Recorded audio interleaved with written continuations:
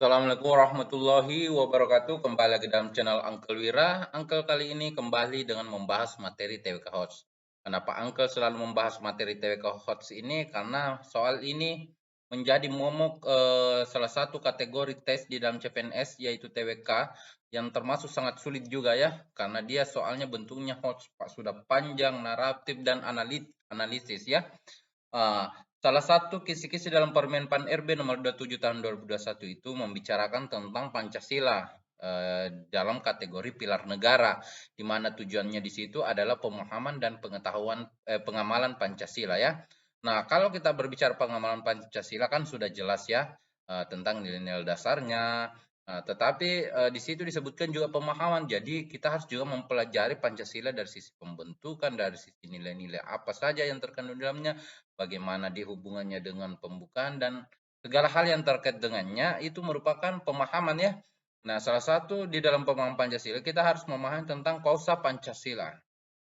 Nah, kalau kita berbicara masalah kausa Pancasila, eh, masuknya adalah bagaimana sih Pancasila itu dibentuk dan dia termaktub di dalam apa. Jadi jadi seperti itu ya bagaimana dia terbentuk Pancasila itu bisa terbentuk.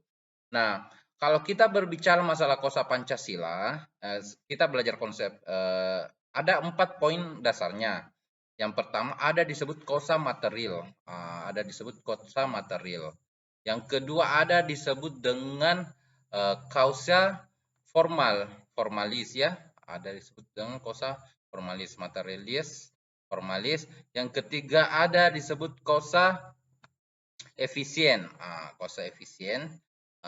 Kemudian yang keempat ada disebut dengan kausa finalis ya, oke finalis. Nah, apa maksudnya adalah kalau material berarti bahan penyusunnya. Kalau kita berbicara masalah bahan penyusun Pancasila, Pancasila itu bahan penyusunnya adalah nilai-nilai asli bangsa Indonesia. Jadi Pancasila itu dibentuk dari nilai-nilai asli bangsa Indonesia ya.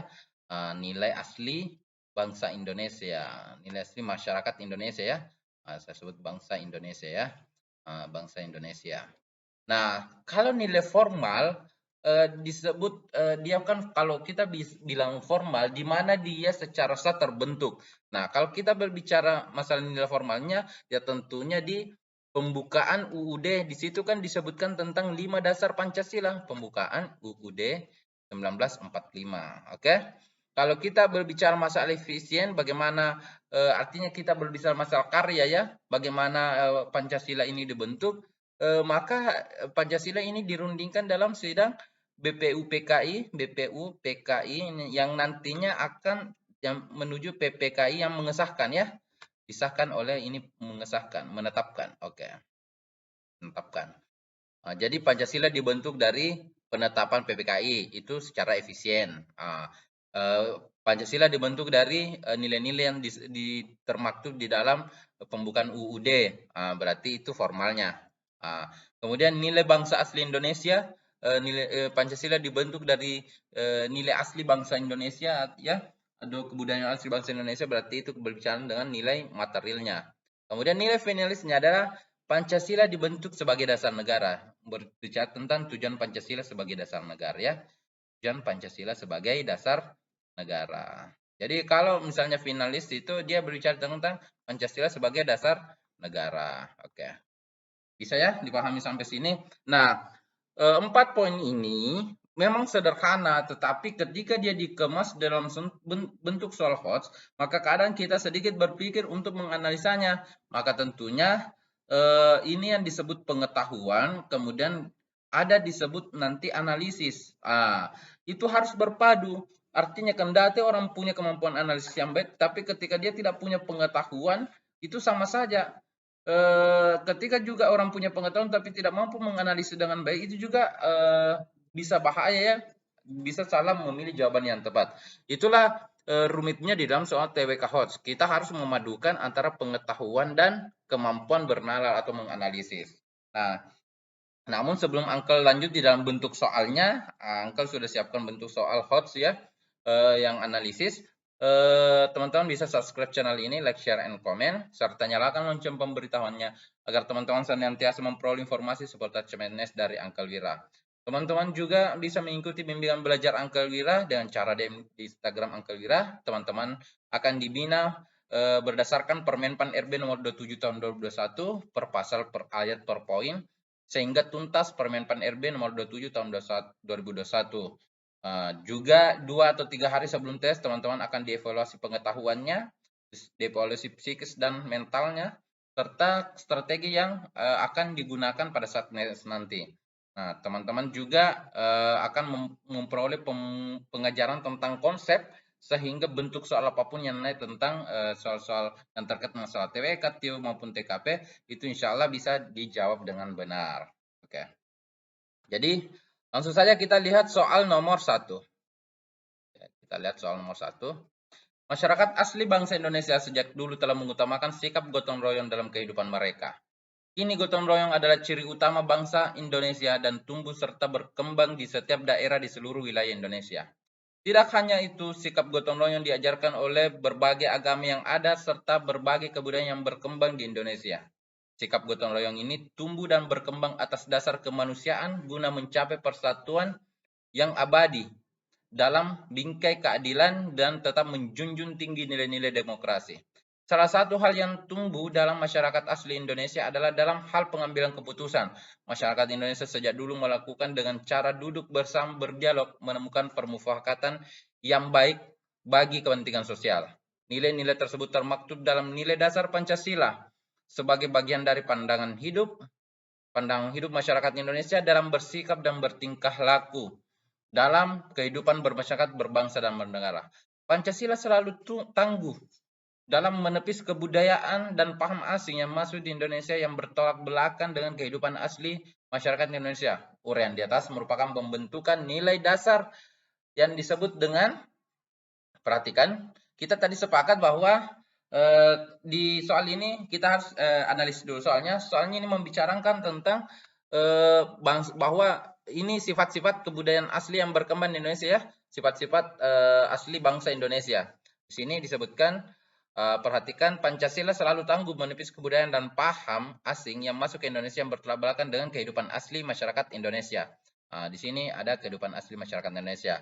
Kemudian di atas, di sini, sejak dulu mengutamakan sikap gotong royong, kini gotong royong berkembang di daerah seluruh wilayah Indonesia. Sikap gotong royong diajarkan sebagai bagian dari kebudayaan. Sikap gotong royong tumbuh dan berkembang atas dasar kemanusiaan, mencapai persatuan, kemudian dalam bingkai keadilan, dan menjunjung tinggi nilai demokrasi. Artinya poin-poin ini dibicarakan di dalam soal, dia katanya tumbuh di dalam masyarakat bangsa asli Indonesia di dalam soal yang dibicarakan ya.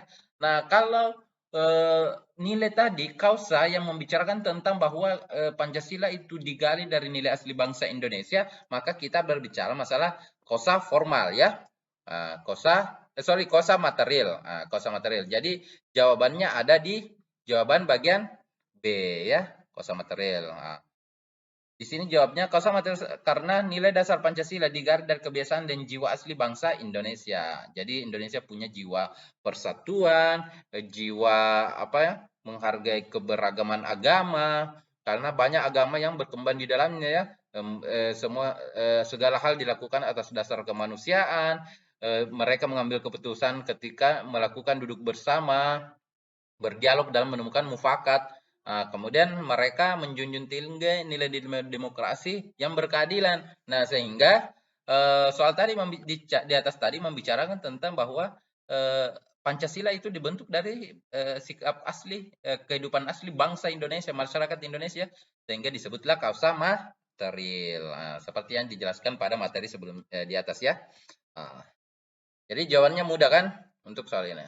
Yang penting paham dengan apa yang dibicarakan dalam soal, itu yang paling penting. Nah, lanjut di soal nomor 2.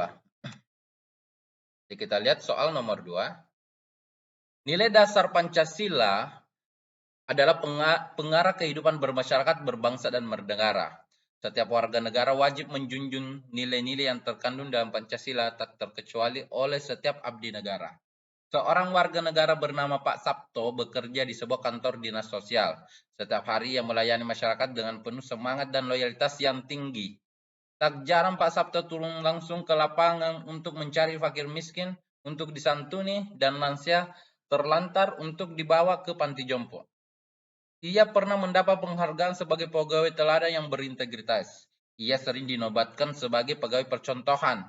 Pada tahun 2020, ia kembali terpilih sebagai pegawai teladan dan berintegritas tinggi. Karena kejujuran dan konsistensinya dalam berpegang teguh pada nilai-nilai Pancasila, ketika diwawancarai mengapa ia begitu berintegritas dan menjunjung nilai-nilai Pancasila, jawabnya bahwa apa yang kemudian ada dalam dasar Pancasila adalah jati diri bangsa Indonesia yang sesungguhnya yang kemudian harus dijadikan sebagai dasar dalam bernegara. Jawaban Pak Sakto menunjukkan pemahaman terhadap kemampuan menghubungkan kosa Pancasila, yakni jadi kalau menghubungkan berarti ada dua aspek yang terhubung ya. Kalau kita menghubungkan dua atau lebih. Nah, di pilihan kan pilihannya hanya dua ya. Nanti kita akan lihat. Nah, biasanya untuk soal HOTS itu di pengantar-pengantar awal itu adalah kalimat yang hanya memberikan arahan, tetapi bukan substansi daripada apa yang kemudian dibicarakan. Biasanya yang dibicarakan itu ada di bagian-bagian tengah ke bawah umumnya ya, tapi tidak secara keseluruhan ya umumnya. Nah, di sini kita coba perhatikan analisis. Di sini ketika diwawancara berarti ini membicarakan di sini kan yang ditanyakan pemahaman Pak Sabto. Berarti ini terkait masalah jawaban Pak Sabto. Bahwa di sini bahwa kemudian kemudian ada dalam dasar Pancasila adalah apa yang kemudian ada dalam dasar Pancasila adalah jati diri bangsa Indonesia. Kalau jati diri bangsa Indonesia berarti sikap asli bangsa Indonesia, jati dirinya, sikap aslinya. Berarti itu berbicara masalah kausa material. Berarti saya harus hapus kausa B ini karena tidak ada materialnya. Kemudian di E ini berarti yang saya sisakan adalah ACD yang ada materialnya. Kemudian kita lihat lanjutannya yang sesungguhnya yang kemudian harus dijadikan sebagai dasar dalam bernegara. Berarti dia paham bahwa Pancasila itu sebagai dasar bernegara. Kalau Pancasila sebagai dasar bernegara, tadi di materinya disebutkan kausa finalis. Berarti jawabannya adalah C, kausa hubungan antara kausa material dan kausa finalis. Berarti D ini salah, A ini juga salah. Karena kalau formil itu mengenai apa yang ada di dalam pembukaan Undang-Undang Dasar 1945 ya. Kalau efisien tadi mengenai apa yang ditetapkan oleh Sidang PPKI. Tetapi kalau finalis itu Pancasila sebagai dasar negara, kemudian kausa material itu Pancasila yang digali dari nilai jati diri atau nilai asli bangsa Indonesia. Jadi begitu cara kita memahami kausa Pancasila, 4 kausa Pancasila ya. Kalau teman-teman sudah paham konsep dari keempat itu, maka bentuk soal yang diberikan nanti teman-teman cukup menganalisa apa sih poin penting yang dibicarakan dalam setiap soalnya. Kalau teman-teman paham substansi yang dibicarakan dalam soal dan apa yang ditanyakan, maka teman-teman pasti bisa menjawab soal ini dengan benar ya. Nah, biasa yang menjadi masalah adalah kita ingin membenturkan jawaban itu dengan konsep umum sehingga kita terlepas dari kisi-kisi yang dibicarakan. Itulah sebabnya kenapa kita sering terkecoh menjawab soal. Misalnya, A ini kan benar, B ini kan benar juga, apalagi di dalam pengamalan Pancasila. Nah, iya memang setiap jawaban itu mungkin saja benar, tetapi lihat substansinya sebagai contoh. Menolong atau ikut bekerja bakti atau ikut membantu orang lain atau memenuhi hak orang lain. Itu bisa jadi sila kedua bisa jadi kalau kita hanya mengetahui pengetahuan Pancasila misalnya contoh dari pengamalan dari butir-butirnya saja, maka kita pasti terkecoh karena kita harus tahu apa dasar pertolongannya, apakah didasarkan atas dasar kemanusiaan ataukah didasarkan pada kewajibannya sebagai warga negara untuk ikut dalam konsep kesejahteraan sosial. Kalau itu jadi itu bisa jadi membantu orang lain atau ikut dalam suatu aktivitas itu masuk dalam dua pengamalan sila. Tetapi kita harus tahu betul apa dasarnya. Dasar itulah yang dibicarakan nanti di dalam soal. Pasti soal itu, kenapa soal itu biasanya panjang? Karena di situ harus detail membicarakan substansi dari soal itu sendiri, sehingga karena setiap soal yang kemudian dikeluarkan oleh BKN itu sudah divalidasi, sudah bisa dijawab, tidak mungkin salah. Adapun teman-teman kalau misalnya mencoba untuk latihan soal di berbagai platform itu, teman-teman boleh berbeda pendapat dengan jawaban yang diungkapkan di dalam platform-platform pembelajaran itu. Kenapa? Karena bisa jadi pilihan-pilihan itu kita bukan boleh berbeda pandangan ya, tetapi yang kita harus tunduk dan patuh pada konsep yang kemudian diajarkan oleh negara terhadap penilaian-penilaian tentang pengertian, pemahaman, dan pengamalan yang kemudian dijelaskan dalam Pancasila. Apakah kita tidak perlu menghafal butir? Perlu, teman-teman perlu menghafal butir-butir Pancasila atau memahami butir-butir Pancasila, tapi itu tidak cukup. Teman-teman harus punya pengetahuan menganalisis soal, mengetahui sebab, mengetahui dampak, mengetahui akibat yang ditimbulkan dari kegiatan yang dilakukan oleh seseorang di dalam konsep pengamalan Pancasila. Sehingga teman-teman bisa menentukan kondisi ini masuk dalam pengamalan sila keberapa. Jadi saya rasa teman-teman adalah orang yang hebat, teman-teman bisa memahami dengan baik. Tidak ada yang bisa menghalangi teman-teman menjadi seorang ASN di tahun 2021 ini kecuali 3 perkara. Yang pertama rasa malas dari belajar, yang kedua lalai terhadap doa, yang ketiga adalah sombong terhadap takdir. Sehingga teman-teman harus senantiasa belajar, senantiasa berdoa dan serahkan hasilnya kepada Tuhan Yang Maha Esa. Persoalan ASN adalah persoalan rezeki, itu urusan Tuhan yang menentukan siapa yang dipilih. Tetapi persoalan belajar adalah milik kita masing-masing. Siapa yang paling bersungguh-sungguh, maka dia yang paling siap untuk menerima rezeki itu. Ingat teman-teman, kesuksesan itu adalah pertemuan antara kesempatan dan kesiapan.